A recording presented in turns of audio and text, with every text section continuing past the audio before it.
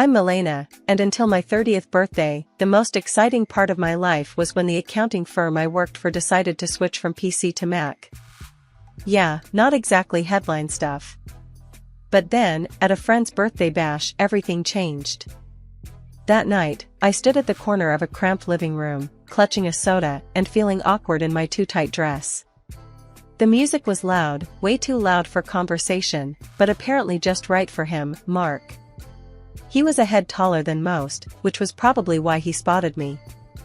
He sauntered over with a confidence that made my heart skip. "Hey, you're Milena, right?" His voice was clear, even over the thumping bass. Yeah. And you are?" I sipped my drink, trying to look calmer than I felt. "Mark. I've seen you around. Mind if I join you?" He didn't wait for an answer, just took it as a given and stood next to me. "Not at all," I said, my voice nearly lost to the latest pop hit blaring through the speakers. "So, Milena, what brings you here tonight?" He leaned in, his tone casual, but his eyes intense. "Just here to celebrate Sarah's birthday. You know her long?" "Yeah, went to college with her. She keeps inviting me to these things." He shrugged. "Can't say no, can I?" We laughed, and it felt natural, easy. "I get it. I work with her. She's kind of hard to say no to." "An accountant, right?" she mentioned. He nodded like he knew all along. "That's right.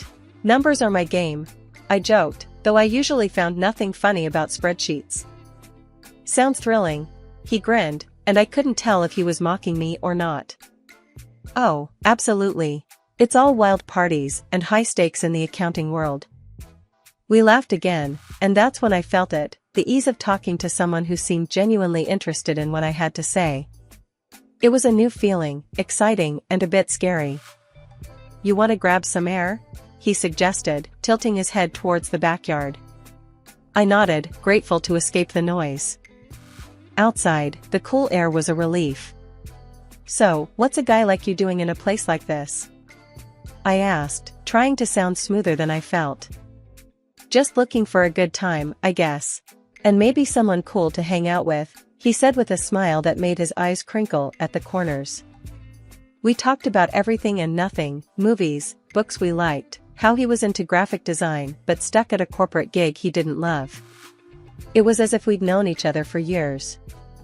As the night wound down, he pulled out his phone. "Can I get your number? I'd really like to see you again, Milena." I hesitated, not used to this kind of attention, but something about him felt right. "Sure," I said, punching my number into his phone. He smiled, his whole face lighting up. "Great. I'll call you. We should go out, just the two of us." "Sounds good," I managed, my stomach doing flips. I watched him go, a part of me still in disbelief that this was my life now. Maybe turning 30 wasn't so bad after all. Maybe it was just the start of something truly great. The days after Mark's call felt like a blur. Before I knew it, I was getting ready for our first date. My nerves were all over the place. It wasn't like I had much experience in this department. I chose a simple blue dress, nothing fancy, but hoped it did the trick. Mark picked me up at 7 sharp. His car was a clean, well-kept sedan, nothing flashy, but it suited him. As I got in, he flashed me a smile that could knock you sideways. "You look great, Milena." "Thanks," I mumbled, my face probably red as a tomato. "You look nice too." Dinner was at this cozy little Italian place he knew. The food smelled amazing, but my stomach was doing somersaults. We ordered pasta, him with some fancy sauce and me with plain old marinara.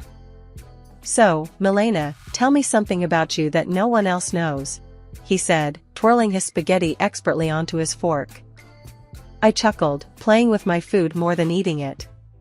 "Well, I'm pretty boring. But I guess not everyone knows I can solve a Rubik's Cube in under 1 minute." He raised his eyebrows. "Really now? That's pretty cool. You'll have to show me sometime." "Sure," I said, starting to relax a little. "What about you? Any hidden talents?"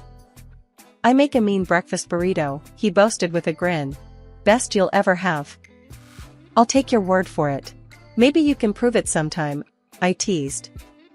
The conversation flowed, and for the first time in a long time, I felt like I was exactly where I was supposed to be.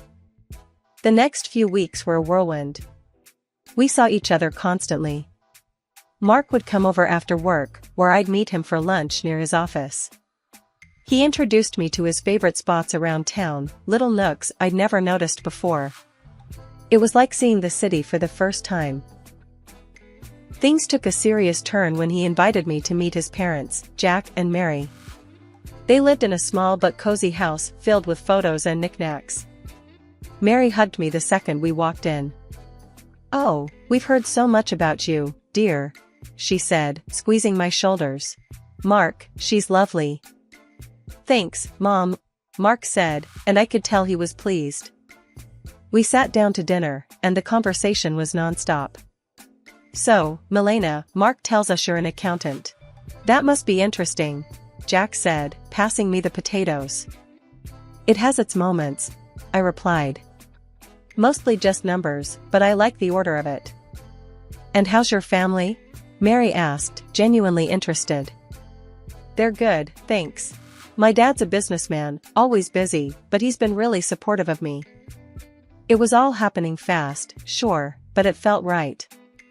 It was as if everything in my life had been leading up to this, meeting Mark, feeling like someone finally saw me for who I was, not just some plain Jane accountant. One evening, a few months into our whirlwind romance, we were walking along the riverbank. The city lights reflected off the water, and it was pretty, in a postcard kind of way. "Milena, I've been thinking," he started, stopping and facing me. "Yeah?" I asked, my heart starting to race. "I don't want to wait any longer. I know this is fast, but, will you marry me?" Just like that, my world changed. No hesitation, no doubt, just a simple yes, Mark. I'll marry you. The whirlwind didn't stop there. Soon after, I introduced Mark to my father. He took to Mark immediately, appreciating his straightforward manner and obvious affection for me. "He's a good man, Milena," Dad said, giving his approval, which meant the world to me. So, we got married. It was a modest wedding, nothing too extravagant, but it was perfect for us. I even found myself loving the way I looked in my wedding dress, something I'd never imagined. Smiling wide, I posted photos on my social media, sharing my joy with friends and family. After the wedding, life didn't slow down, it picked up pace. Mark and I barely had time to savor our newlywed bliss, before he suggested something big. "Hey, Milena, I've been thinking," he said one evening as we unpacked another box of wedding gifts in our cramped apartment. "How about we move in with my folks?" I paused, a coffee mug in hand. "Live with your parents?" He nodded, looking serious. "Yeah, they're not getting any younger, and I'd feel better if we were around to help out. Plus, it would save us some money on rent." It made sense, I guess, but moving in with the in-laws? That was sitcom territory. "Are you sure they'd want us there all the time?" "Absolutely," he assured me. "Mom's been hinting about it ever since we got engaged. Come on, it'll be good." So, 2 weeks later, there we were, pulling up to his parents' house with our lives packed into a bunch of boxes. Mark's mom, Mary, was waving from the porch before we even got out of the car. "Oh, Milena, we're so thrilled to have you both here," she exclaimed, pulling me into a hug that was a bit too tight. Jack, Mark's dad, clapped him on the back. "Welcome home, son. And you too, Milena." The house was cozy, stuffed with furniture that looked like it belonged in a museum of the 1970s. I tried to keep a smile on my face, but I was already missing our little apartment. Mark sensed my hesitation. "It's gonna be great, you'll see," he whispered as we carried boxes inside. The first few days were an adjustment. Mary was constantly hovering, always popping into our room to ask if we needed anything. "Just making sure you're comfortable," she'd chirp, while I tried not to cringe at the invasion of privacy. One evening, we all sat down for dinner, Mark, me, Jack, and Mary. The conversation was painfully mundane until Mark dropped another bomb. "So, the house needs some major repairs," he announced casually between bites of meatloaf. I choked on my mashed potatoes. "Repairs?" "Yeah, the roof's a mess, and the plumbing's from the dark ages," he said. Jack nodded solemnly. "We were thinking," Mark continued, avoiding my gaze, "that maybe we could all chip in for the costs?" I glanced at Mary, who was suddenly very interested in her plate. "All of us?" "Well, I just got this pay cut at work," Mark muttered, "so I'm a bit strapped at the moment." There it was. I felt a knot form in my stomach. "I'll see what I can do," I managed to say, even though I wanted to say much more. Mary perked up, tears welling in her eyes. "Oh, Milena, that would be so helpful. You're such an angel." The next few weeks were a blur of contractors and repairs. I wrote checks and smiled through gritted teeth as Mary gushed about how wonderful the house was looking. Jack slapped me on the back. "You're really part of the family now, Milena." "Part of the family, sure. The part that pays for everything." One particularly grueling day, after yet another round of expensive decisions, I collapsed on our bed, exhausted. Mark came in and sat beside me.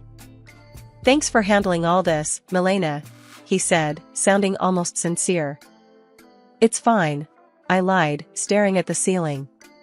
"Just didn't realize how much it would be." He squeezed my hand. "It'll all be worth it. This is for our future, right?" "Our future," I echoed, not quite sure whose future we were building anymore. As I lay there, listening to Mark's steady breathing, I couldn't help but wonder if moving in was the right decision. But there was no going back now. I was in this deep, and I had to see it through, whatever the cost. After the renovations, the house looked great, like something out of a magazine. Honestly, despite the financial strain, I felt a bit of pride looking around. We decided to throw a small dinner party to celebrate, just the four of us. That's when everything took an unexpected turn. We were in the middle of dinner, laughing and sharing stories, when Mary suddenly got quiet. The room felt heavy all of a sudden. She looked at Jack, then at us, and her eyes were teary. "We need to tell you both something important," she said, her voice shaky. Mark and I exchanged looks. "What's going on?" I asked, my stomach tightening. Jack took a deep breath. "The house, it's mortgaged. Heavily mortgaged. We owe $200,000, and the bank could take it away if we don't settle the debt in 2 months." My fork clattered to my plate. "What? You mean all the repairs we just paid for?" Mary started sobbing. "We were ashamed, and we thought we could manage it. But after the repairs and everything, there's just no way." I felt like I was in a bad dream. All the money, all the effort, it was for a house that wasn't even secure. "So what are you saying now?" My voice was sharper than I intended. "Well," Mark started, his eyes avoiding mine, "I was hoping, maybe, Milena, you could talk to your father."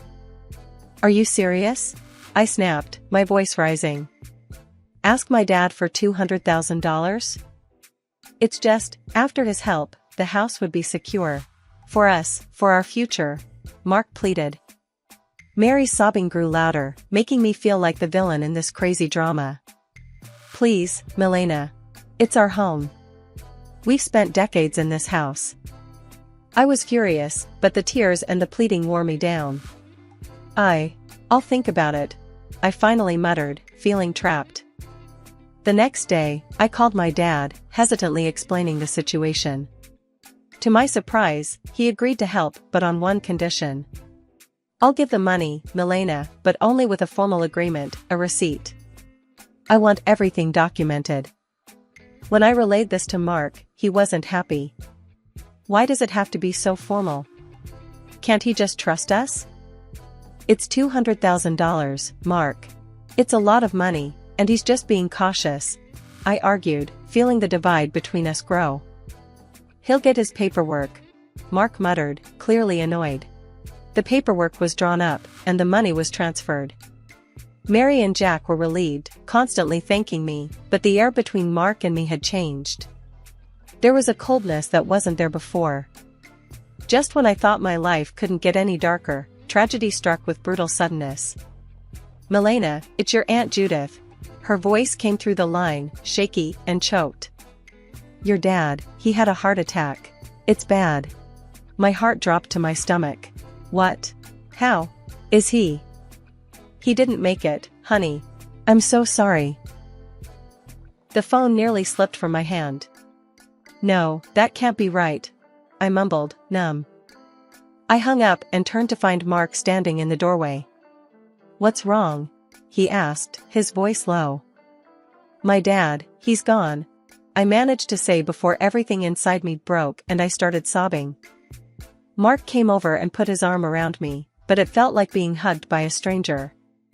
"I'm sorry, Milena," he said, and it sounded sincere, but I was too lost in my grief to really hear him. Exhausted from another long day of funeral planning and negotiations with the agency, I came home earlier than usual. I expected the house to be quiet, but as I inserted my key into the front door, I heard voices from the living room. It was Mark, his tone dripping with frustration and disgust, talking to his parents. "I can't do this anymore. Living with her is driving me nuts. She's just, ugh, it's too much," Mark complained. His mom, usually so sweet and understanding, replied in a stern whisper, "You have to hold on a bit longer, Mark. We need to figure out what to do with those receipts your father-in-law had. Milena has them now. The sooner I get out, the better. I'll grab those receipts and destroy them. And then I'll start all over again with that rich beauty I told you about." Mark's voice was cold, calculated. I felt a chill run down my spine. Here I was, mourning my father, while the people I lived with were plotting behind my back. They weren't the loving family I thought I married into. Instead, they saw me as nothing more than a means to an end, a way to secure their financial troubles. Rage mixed with shock, but I knew I had to keep my cool. So, I slammed the door loudly, as if I had just come in, disrupting their scheming. "Oh, Milena. You're back early. How did everything go with the funeral plans?" Mary's voice shifted instantly to one of concern, her eyes wide with feigned innocence. I forced a smile, my stomach turning. "It's all coming together. Thanks for asking." As I spoke, I could see the quick glances they shot each other, their faces a mask of fake concern. It made my skin crawl knowing their true colors, but I realized that showing my cards now wouldn't help. I needed to be smart. I needed to protect what was mine, and possibly even get some justice for their deceit. The funeral was somber, the air heavy with grief and murmured condolences. But as the ceremony wrapped up and we returned to Mark's parents' house, the true colors of the family I married into began to show. As we gathered in the living room, sipping on lukewarm coffee, Mark's demeanor shifted. His usually charming facade crumbled away, revealing something more sinister. With a cold laugh, he looked straight at me and dropped the bomb. "Milena, pack your things. You need to get out. I've got someone else now, someone better." His words should have been like a slap.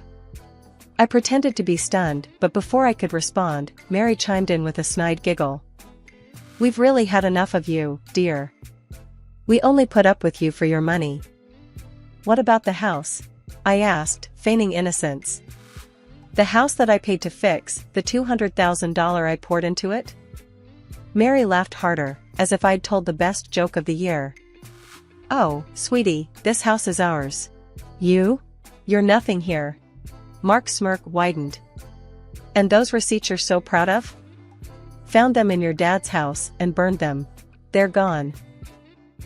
For a moment, I let them believe they had won.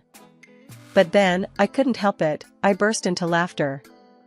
My reaction confused them, their smiles faltering. "Why are you laughing? What's so funny?" Mark demanded. I wiped a tear from my eye, still chuckling. "You three are just pathetic. You think you're so clever. The receipts you destroyed? They were copies.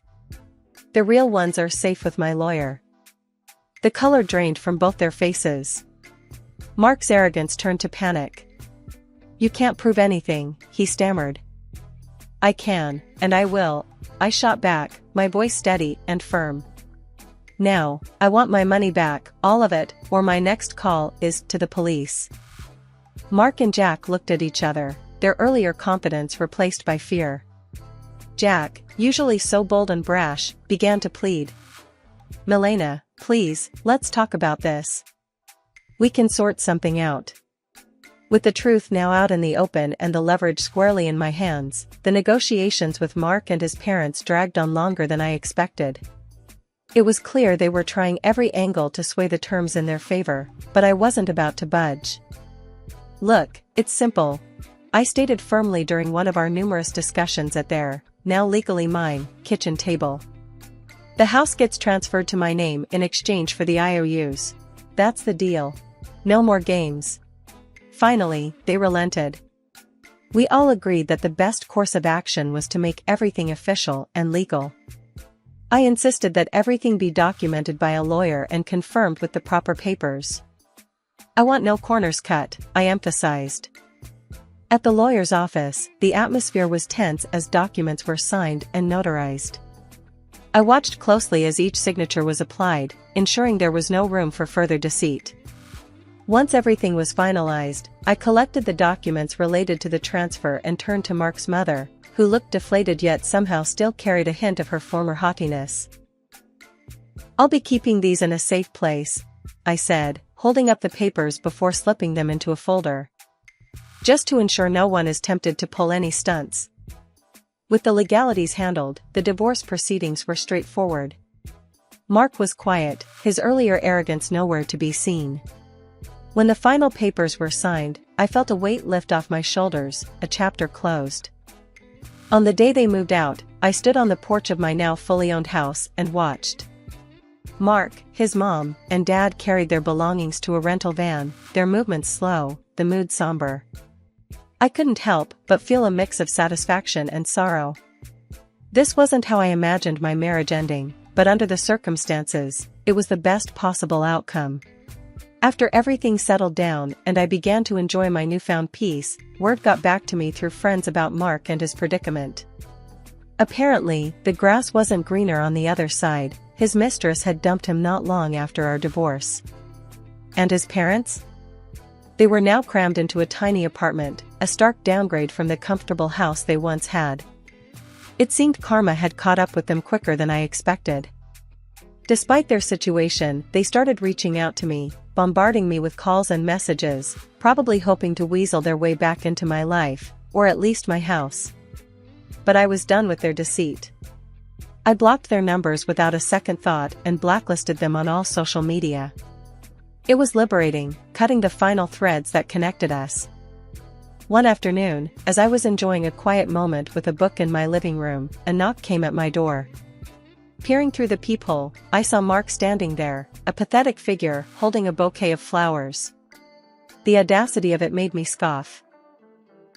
Opening the door, I couldn't help but laugh outright at the sight of him. "Really, Mark? Flowers?" He shuffled uncomfortably, the bouquet seeming to wilt along with his spirits. "Milena, I've realized so many things.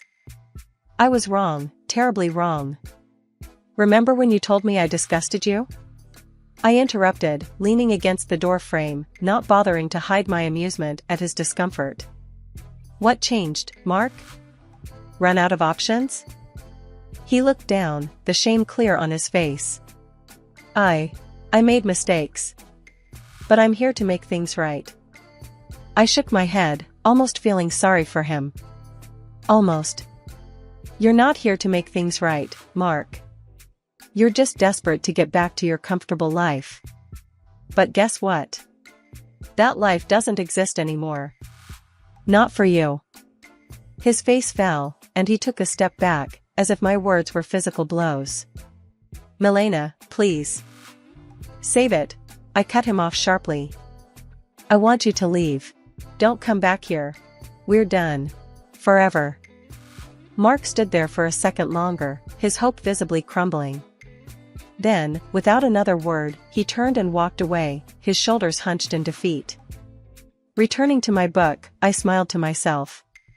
The quiet of the house wrapped around me like a comforting blanket, a stark contrast to the chaos that once reigned here. I was finally at peace, living life on my terms, and no bouquet of flowers or sweet talk could disrupt that. I was truly, finally free.